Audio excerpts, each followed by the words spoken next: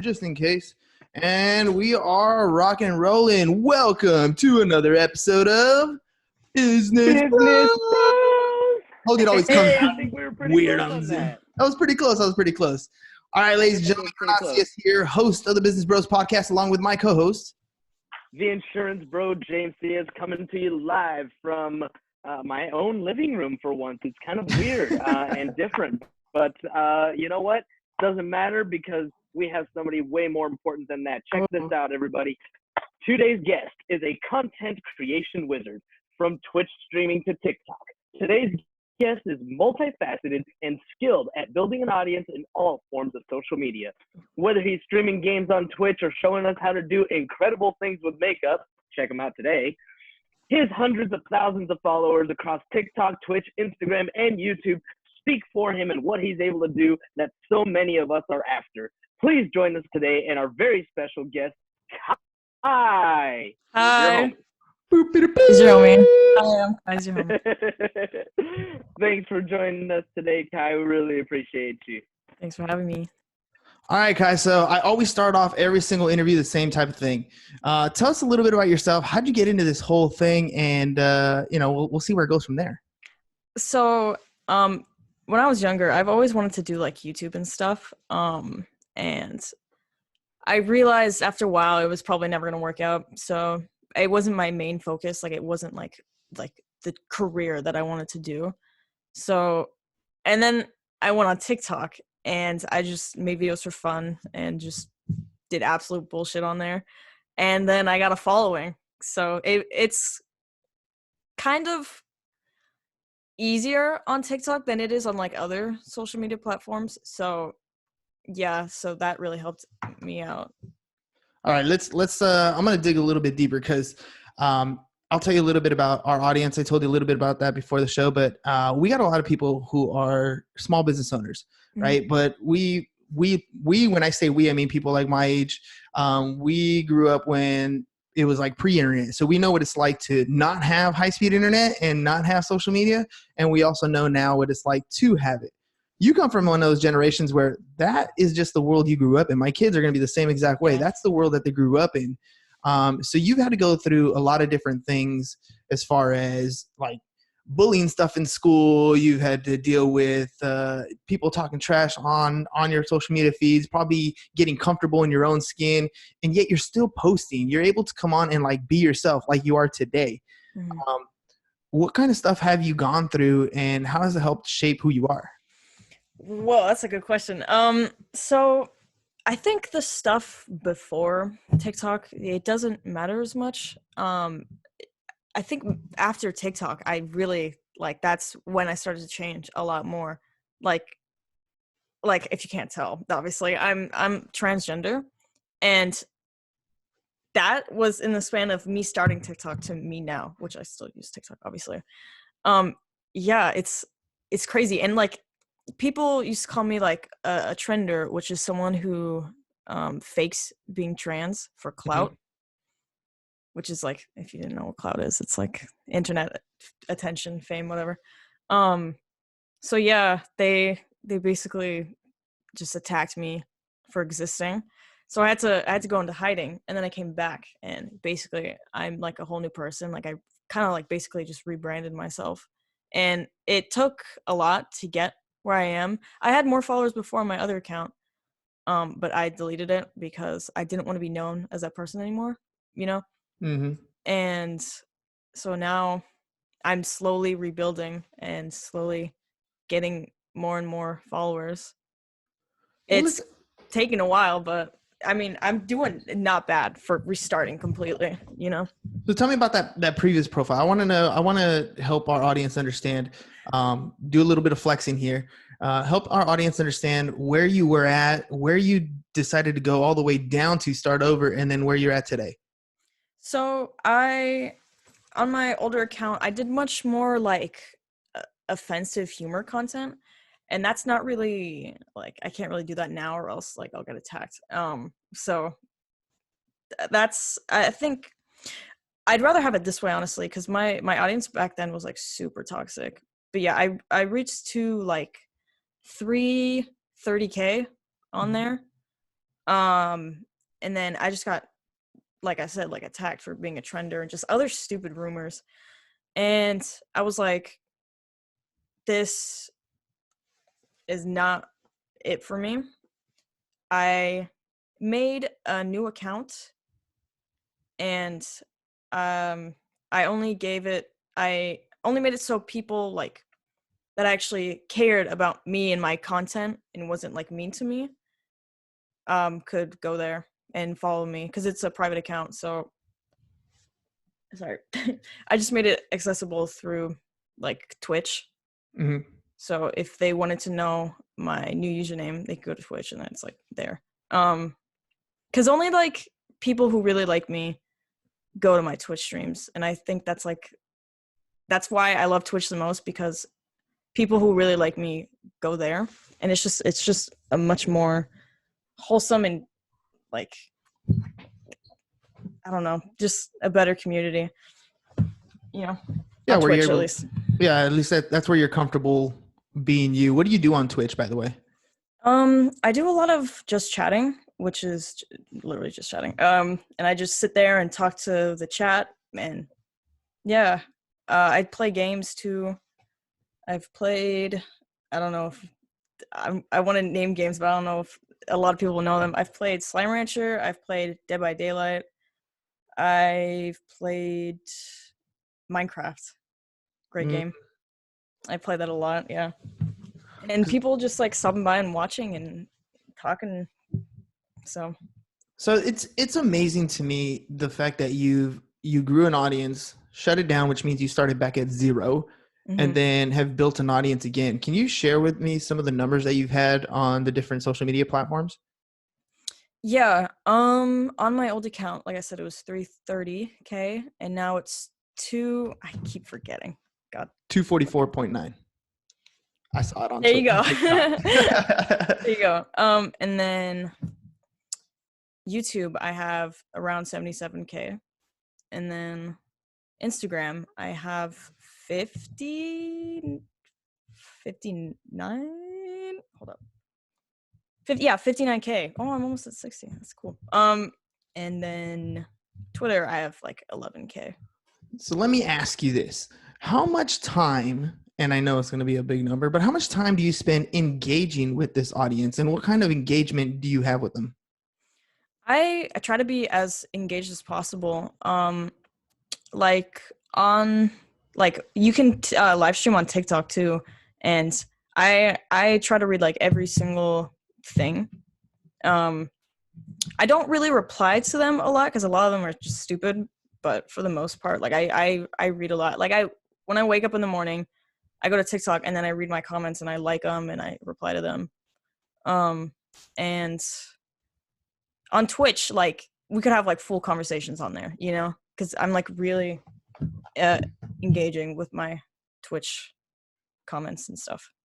That's probably one of your key things to growing your audience, right? The fact that you're engaging with them. Yeah, that's like that you have to, like, otherwise it's just like especially with Twitch. So. Well, yeah, especially with Twitch, but that's a conversation platform, right? So it's a little bit different. Let me ask you about like what your future plans are. Like, so you've built these audiences. I'm assuming there's some revenue coming in some places. Share with me what your plans are for the future. You're young. You're just getting started, like in the adulthood life type stuff. So what type of plans do you have for the future? Is this something you're going to do, like turn into career wise? Is this something that you can live off of? Where are you at today, and where do you plan on going? I would love to do this for a career. I would love to. Like, yeah, I make money now, but in the future, I want to do this, but like times 10, more followers, more opportunities. You know what I mean? And I feel like I can only like go up from here. You know what I mean? Yeah, this is. I don't want to live one of those lives where I'm like doing like a 9-to-5 job and like, I don't know. I can't imagine just like working like in an office cubicle or something. That's not me. I obviously I have a lot to express. So. So do you have any like specific aspirations that you want to get to? Like, do you want to be your own personality? Do you want to like do like movie stuff? Do you want to stick behind and do like, what is it that you're aspiring to do?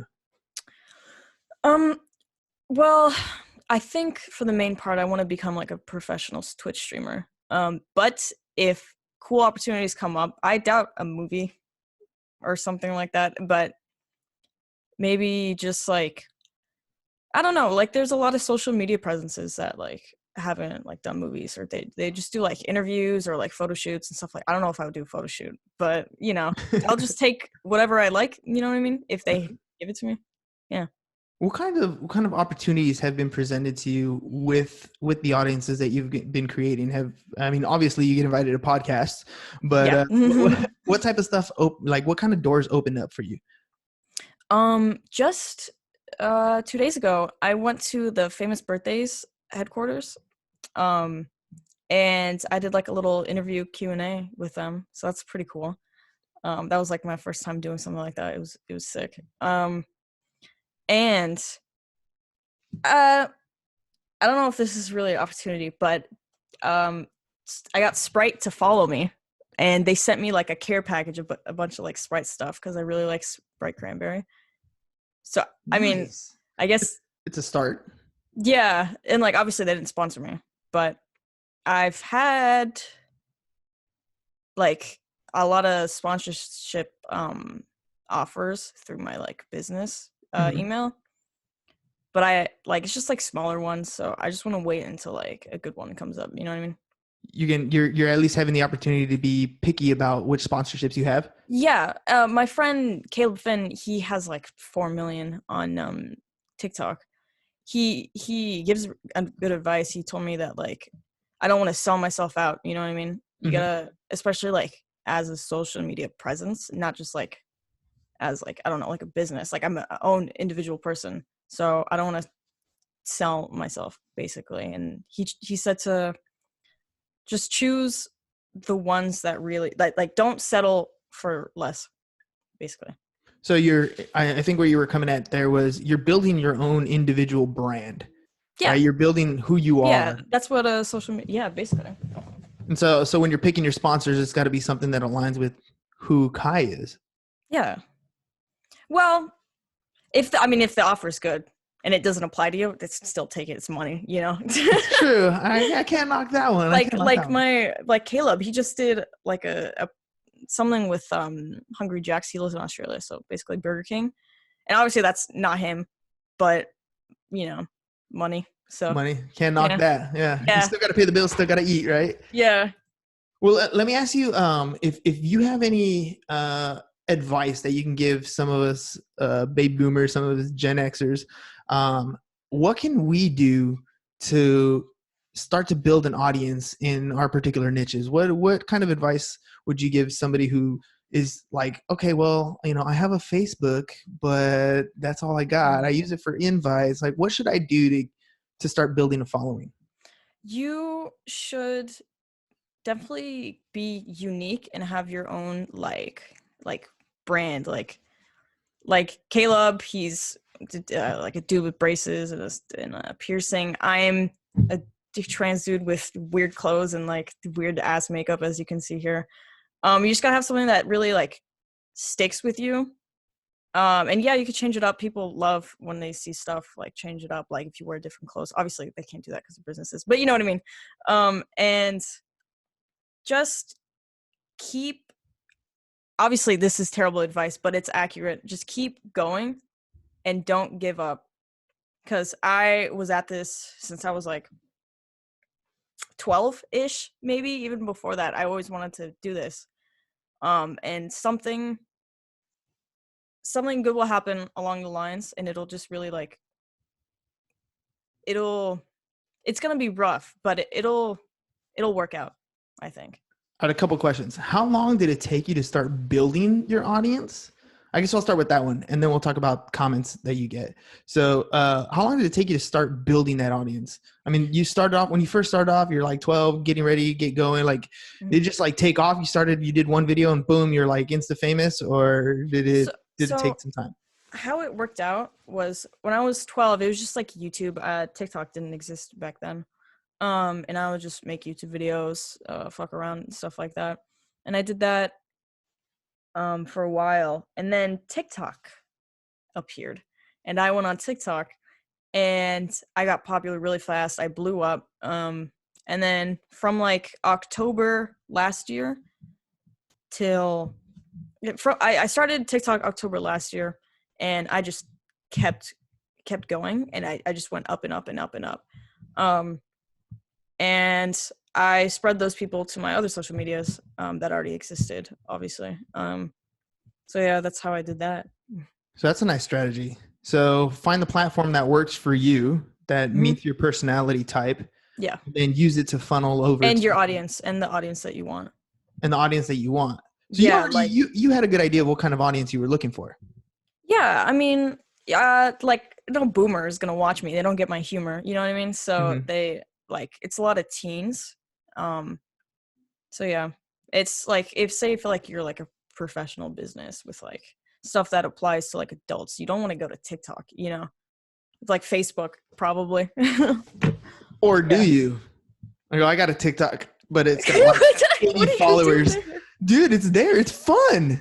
I gotta admit it's fun. And plus, I got 2 kids, and so my daughter's like, okay. TikTok is a really good place though. Like if you want to get some exposure, TikTok is where it's at. But just don't embarrass yourself because people will make fun of you. I don't mind to make fun of. I actually did. I've done a couple parodies, like I'll write rap songs and like do the parodies and look like an idiot on camera. Yeah, I'm okay with that. But a lot of people aren't. How did you deal with like the comments that come in that are not favorable, that are like talking smack or putting you down? Like that's probably people's biggest fear when it comes to putting out content on any social media platform, is any negativity that comes their way. Like I know there's people who will post like a picture of themselves on Instagram. If it doesn't get enough likes, they're going to take it down. You know what I mean? Instead of just kind of leaving their stuff. How do you deal with that negativity? I got hella hate for a while, but TikTok came out with this. I think Instagram has it too. You can censor phrases from your comments.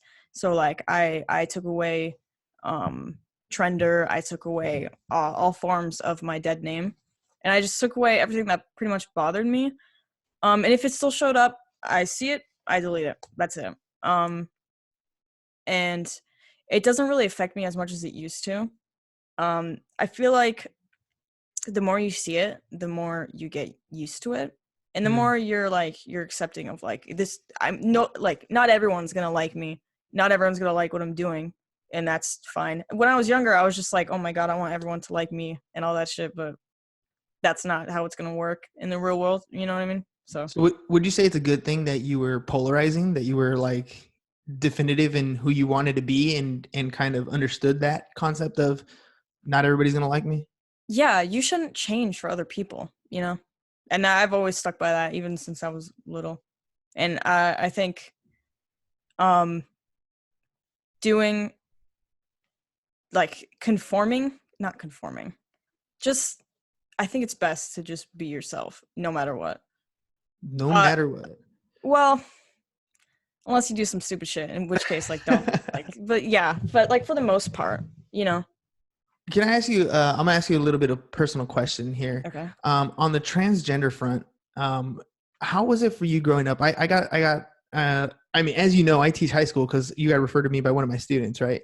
And so I got kids that are going through stuff that don't really want to come out, don't really want to, deal with that sort of situation. I got family that is completely open, and I'm sure there are people who are just like still worried about what people are going to say. What was your experience like, and how did it shape who you became today? I would never, when I was younger, I was just like, the thought of being transgender, like, never really came to my mind until, like, maybe I was, like, 15, around there. And I don't know, at that time, it was just, like, a thought in the back of my brain. And then over time, I started going by he, him pronouns, and I was like, this is better. This is more comfortable. This is what I like. So I was pretty much pressured into coming out because all of the comments calling me a trender and I had to defend myself. I had to stick up for myself. So I came out through the internet, and my mom saw the video on there. Well, okay. I said, I had a conversation with her and my sister once about like maybe considering it, that I was considering it, right? And then, so she was kind of getting used to the idea. But it wasn't really serious until I actually like set up, like straight up, I'm trans, you know? Mm-hmm. And not everyone's going to be accepting. I've lost some friends. My dad and his girlfriend, I never really talked to them anyways, but yeah, they're not too accepting. So I just don't talk to them. Like, if they're not going to accept you, then just fucking drop them. There's no point. Don't even try to like make amends. If they're transphobic, fuck it. There's no point in wanting to know them.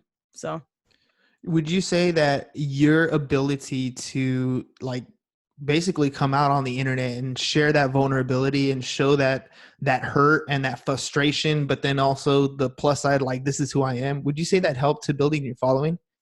I think so. I mean, people didn't like me before because they thought I was a trender, and once I came out, people were like, "Oh, he's not too bad," you know. And I think a lot of like the closer fans, like the ones who really like care, Mm-hmm. they care because they know what I've gone through, and I feel like that just really strengthens the community. Probably, yeah. Dude, so I'm gonna ask you a very selfish question. You ready? Oh boy. After this, I'm gonna follow you on TikTok, and no. yeah, and I would like for you to teach me how to post stuff. That way, Okay. I can learn, and maybe I can teach others. Ooh. Okay. I can That do that. cool? Mm-hmm. All right. So, how often are you posting on the multiple platforms? And I mean, is it something that you're like consciously thinking about? Like, I need to do so many a day, or is it something that you're just like, when a thought pops into your head, you just throw it on there?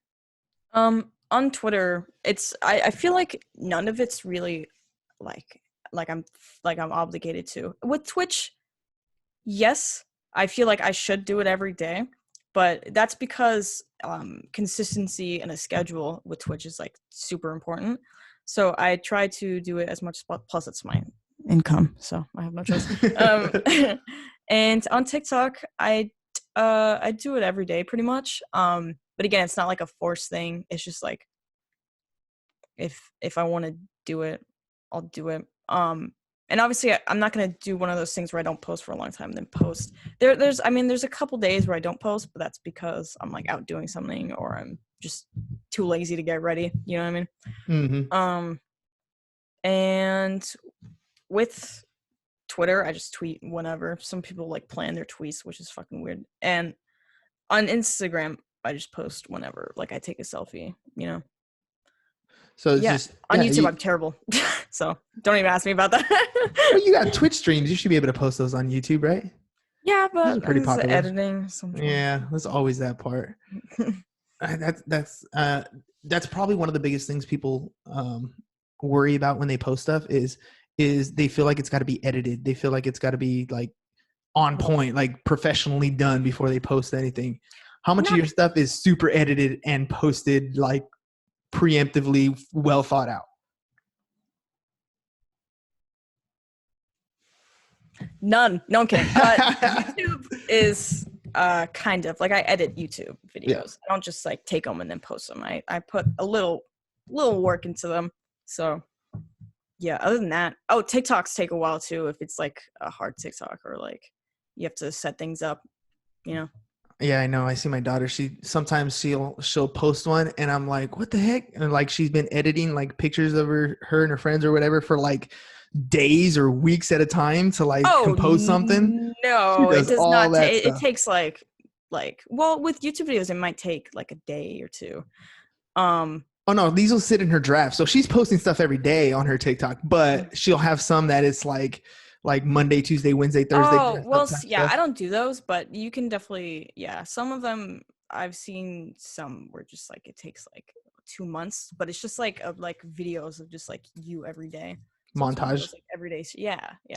But I don't do those, so it doesn't take that long. Well, awesome. Hey, any last minute advice you want to give anybody out there who's scared to either, go through what you went through as far as coming out, or as anything you can help them out with having the confidence to post? Don't be ashamed of who you are, basically. I think that's like the best advice. Get comfortable in your own skin. And that's hard to do. So good luck. It is. However, you've developed a pretty core group of friends now, right? That you've met online. Friends help a lot. Yeah, definitely. You have like-minded people. Yeah. And you're going to find that. And for those of you who are listening out there, like, you're going to find that in your community, whatever it is, right? Whether you're teens, you're in your 20s, you're in your 30s, you're going to, like-minded people get together and use that as support. Those are the people that are going to get you through whatever ups and downs you're going through. Right? I agree. 100% agree. All right, Kai. Hey, man, thanks a lot. I really appreciate you coming on the show. Thanks. I love checking out your stuff. For those of you who are out there, the TikTok was Kai is your king, right? No. Kai is your homie. Everything's Kai is your homie. And then my Twitch is Kai is your king. There you go. Kai is your homie. Check it out. Just look at the different creativity. There's an audience out there for everybody. Kai, you're doing such an amazing job. Thank you for coming on the show. Really appreciate your time. And ladies and gents, that's all I got for you guys today. Peace. Bye-bye. Out.